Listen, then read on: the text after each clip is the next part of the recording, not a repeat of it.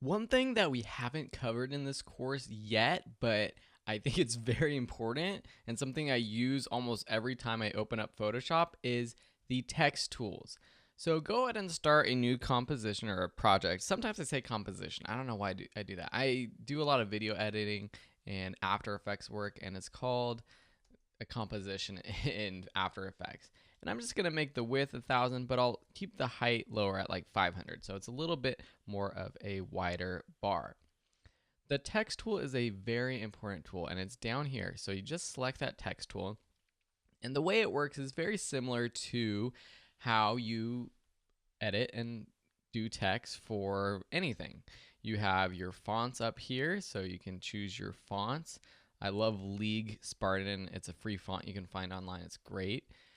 You can have, if your font does have the option, you can do the style. So bold, light italics, semi-bold, ultra bold, depends on what font you're using. You have the font size right here. The font size will depend on the size of the font document. You have your alignment right here. You have your color. So if you want to choose a color, just click that box and choose a different color. We'll talk about these other things in a second. So to add text, just click anywhere on your project and start typing in. Hello. So you can see as I type there, it is centered. So if I want to make this left justified, I can just click that left justified and then it will be left justified. So if I add more text and I say my name is Phil and I put a space between my name and is Phil, it'll be left justified. If I choose center, look what happens. It only changes the justification of this last line, and that's the line where my cursor is. I need to highlight all of this and then center it if I want to center the whole text. If I go back to my move tool right here, you see I now have the bounding box around the text, and I can move it around, I can resize it, I can click the corner and press shift to lock the aspect ratio. If I don't hold shift down, I can make it skinnier or fatter.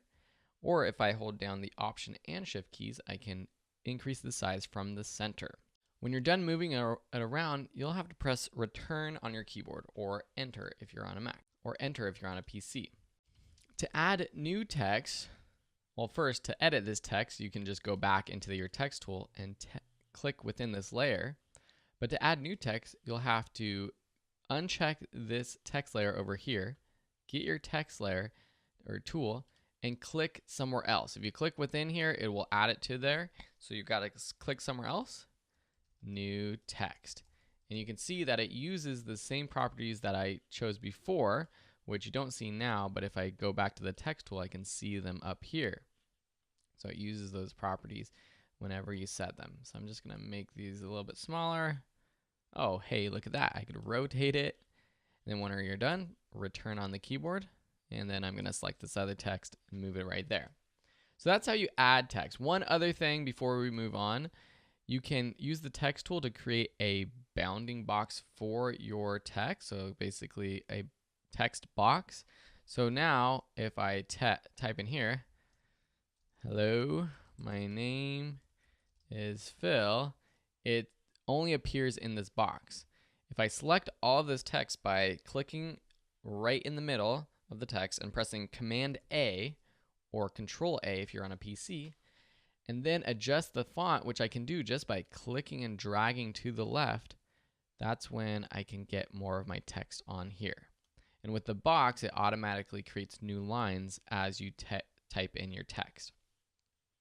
So that's how you add text and text boxes. In the next lesson, we're going to be looking more at our character and paragraph panels to learn more about the other text settings.